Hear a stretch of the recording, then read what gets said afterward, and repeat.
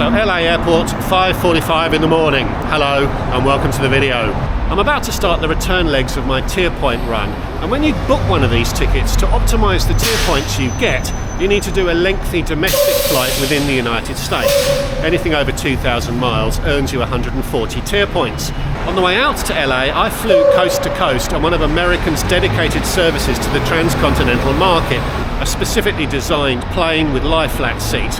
I reviewed that video here if you want to check it out. Now, going back, I could obviously have booked another one of those flights, but in the interests of educating you, dear viewer, on the opportunities that present themselves when you do this sort of trip, I decided not to, and I booked myself instead on a more regular A320, I think it's going to be, not equipped with the lie-flat seats, but still one that is going to service a flight that's over 2,000 miles long.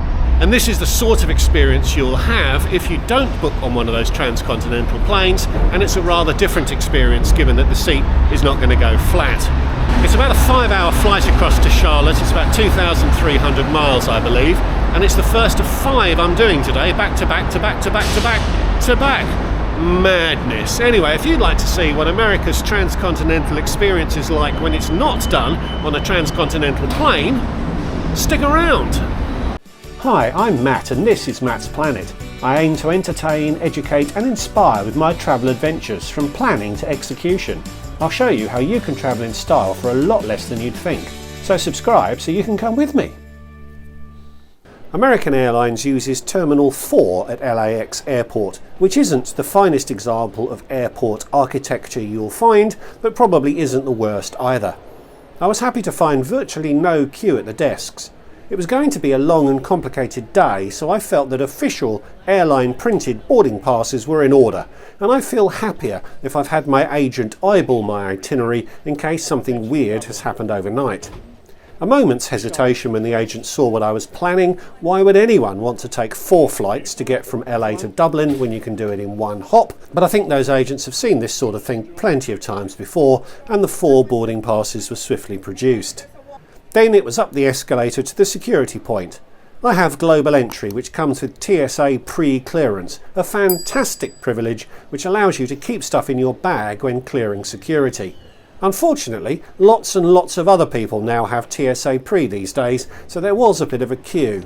It's tempting to think it would be quicker to use a regular lane, but even with a wait in the queue, you get through the scanners really quickly as the hassle involved is negligible, and everyone with TSA pre will be an experienced traveller familiar with the process.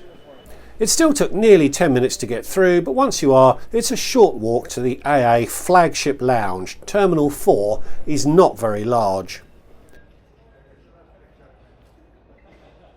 So it is possible to go between terminals airside here at LAX, which means I could make my way around to the Tom Bradley International Terminal and visit one or other of the rather pleasant One World lounges that are located there.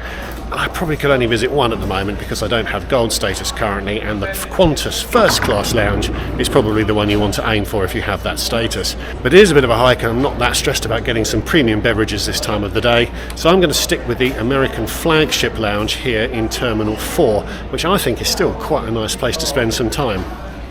My domestic first-class boarding pass on its own wouldn't have gotten me access. Lounges march to the beat of their own drum in the United States, but my One World Sapphire status did qualify me for access. Upstairs there's an Admiral's Club, but One World status grants you access to the superior Flagship Lounge.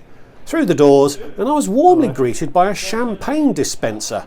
This was his job. His job satisfaction depended on me accepting his offer, and I would have felt terrible if I'd have denied him that satisfaction by just brushing past him, so I accepted a glass, even though it was barely 6 a.m. Indeed, dawn was yet to break, but the day I don't appreciate being able to travel in premium cabins will be the day I give all of this up. Cheers. The lounge is very smart. It's quite large, but it's not rammed with seating, and at that time of day it was very welcoming. A good hot buffet is available, some breakfast stuff, but a fair few all-day options, including, perhaps oddly, a massive tray of Brussels sprouts. And let me tell you, dear viewer, they really stank. A less exotic array of cold options were also available. It's a good spread which also featured snack items, fruit, a fridge of soft drinks, and there was a well-stocked self-pour bar too.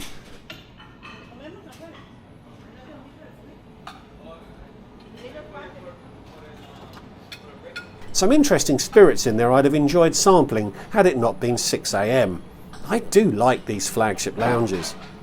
After breaking my fast, I sat and watched the planes as another beautiful Southern Californian day dawned. Even though the taxis there are ridiculous, it can be a very attractive state. The flight was showing us departing on time, so I headed to the gate 47B today at the end of the terminal. Having such low ceilings really isn't great in any airport. American gives its own ultra-premium concierge key status holders first dibs at boarding, but it was quickly Group 1's turn. There's no real hurry to board when you're in a premium cabin, as you shouldn't have trouble getting overhead bin space, but I like to be one of the first on, as it makes filming of the cabin a little bit easier. A couple of moments of buffering in the finger before I was onto this 14-year-old A321, originally operated by US Air before the merger.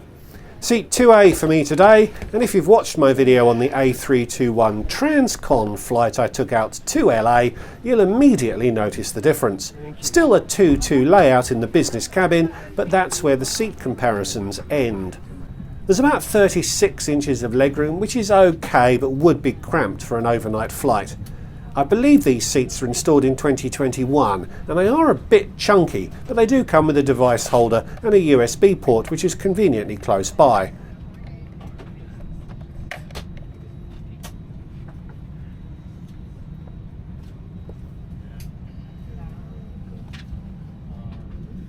And of course a window, which was really clean for once. A tray table pops out of the armrest and is sturdy and is equipped with yet another device holder.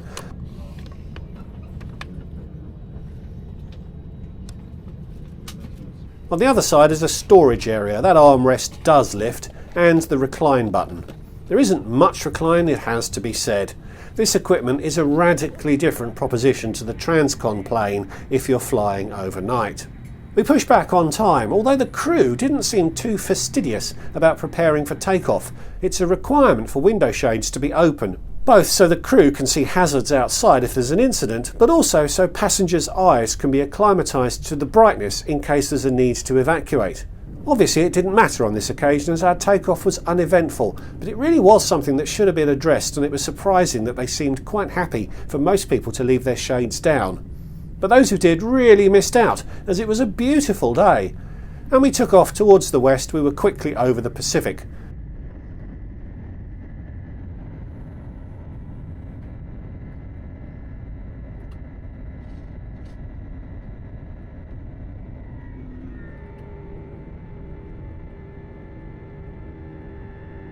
A turn to the south past Long Beach, where I just disembarked a 3-night carnival party cruise before crossing the coast and heading across to North Carolina.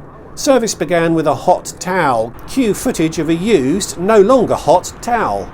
Then a drinks round, and having already fallen off that day's wagon with a champagne, I went for a Bloody Mary, which is a perfectly acceptable early morning beverage, isn't it?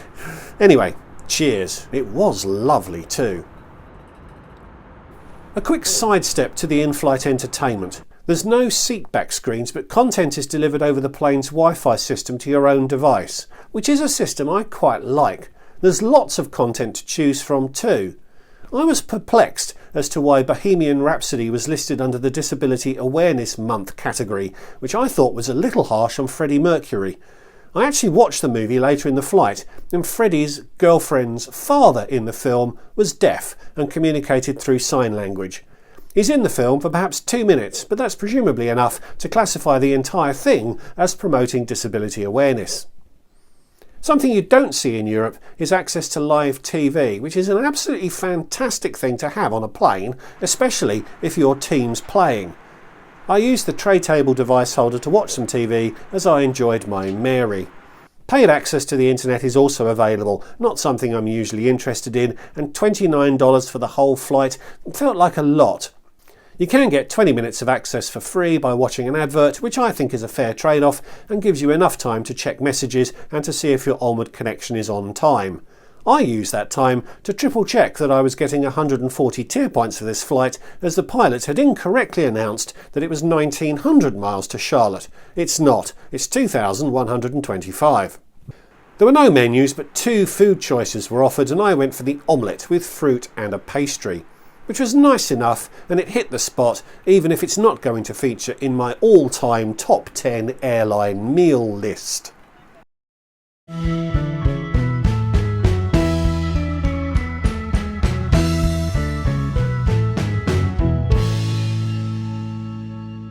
The loo is an A321 loo, quite cramped, and American Airlines offers no extra amenities in there, which might enhance the so-called first class experience.